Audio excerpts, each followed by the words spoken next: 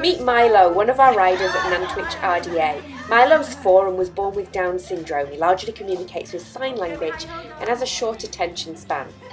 Sadly, at Nantwich we don't yet have any real horses, so we use Flicker, a mechanical horse. But real horses are really where the magic begins for a disabled rider. The relationship, bond, grooming and connection can't be underestimated.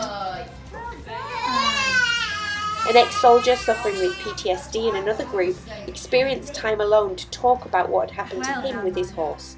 No one to judge, and he said he'd had the first night's sleep without nightmares. My name is Darren Ashton and I'm 24 years old. I suffer with Friedreich's ataxia and I was diagnosed with when I was 17. None of us knew exactly what Friedreich's ataxia was. As we began to realise what the effect was going to be, it was a bombshell to the whole family. All I wanted to do when I was younger was play football all the time. Like I played football in the garden in part of my local team, and then it had to stop just suddenly. It really hurt me for years and years. I guess that the light at the end of the tunnel came when I started doing my riding. We found out about the RDA by some other parent talking to my wife, and all that. It strengthens the core balance, horse riding, and that's only going to have to be a good thing for somebody whose core balance is deteriorating. As Darren has ridden with the group and progressed, we've really seen an increase in his strength, in his balance, in his core stability. The way that he's able to hold himself on the horse has really improved. I want to see your best fast walk. Not trotting, Darren, not yet. Steady on, just enough. I think it's the competitiveness and him wanting so much to move away from that wobbly person who did the first lessons with Saxon Grip, to not being led, not having so many sidewalkers, to being normal. It's pretty big to get that strength back in my upper body because it means I can compete and I have a chance at winning. I did a show jumping competition and I came 7th.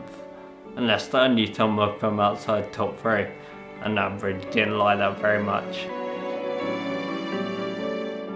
The group nominated Darren because we really thought that he embodied everything that RDA stands for. You know, the progression that he's made in terms of his riding ability and his technical ability, the way that we see him move from a rider who's been on the lead rein through to an independent rider, the success that he's made at competition, going from never having been in a competition to finishing 2nd in the Nationals. But more than that, I think the progress that he's made in himself, coming to terms with his condition and what he can do and the enjoyment that he gets from riding. You're going to do that next year, aren't you, Darren? That's your aspiration, to ride the dressage and Win. And win. Right, sorry, not just ride the dressage, but to. Probably my proudest moment was finding out he'd won this award. I was absolutely staggered, and like Darren, there was a lump in my throat, it still is. So immensely proud of him. Every time I visit an RDA centre around the country, and there are nearly 500 of them across the UK, I am just blown away by the transformation that this charity can affect on people's lives.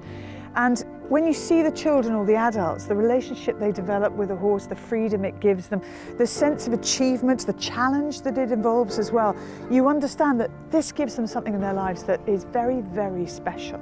And I think for the families that are involved, for the volunteers as well, they know they're doing something here that is genuinely transformative, that makes a difference to people's lives. And you only have to look at these ponies and horses to know that, you know, that they are giving as well. Yes? Do you want to do that? Put it on there? Good lad. Volunteers are incredible as well. For them, I think they know they're involved in something that has a real purpose, but they make it fun. So it is about keeping kids and adults relaxed, keeping them enjoying things, giving them a sense of freedom, a sense of movement, a challenge as well, which is important. And I'm incredibly proud to support RDA, and I hope you are too. Everybody following on. Come on, Jiggy. This is Sandra. Although she's ridden before, now she has limited mobility and is restricted to a wheelchair, suffering with MS. She thought her chances of riding again were over. She has poor use of her legs, and Sandra struggles to keep active. But riding has given her a new lease of life.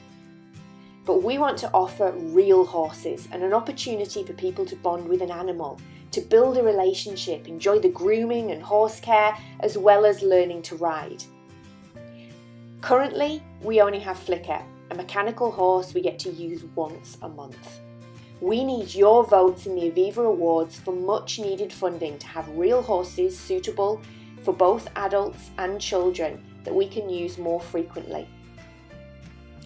And this is Jodie. Jodie was born with Down syndrome. She's just 21 years old and she's showing great promise to be an excellent rider.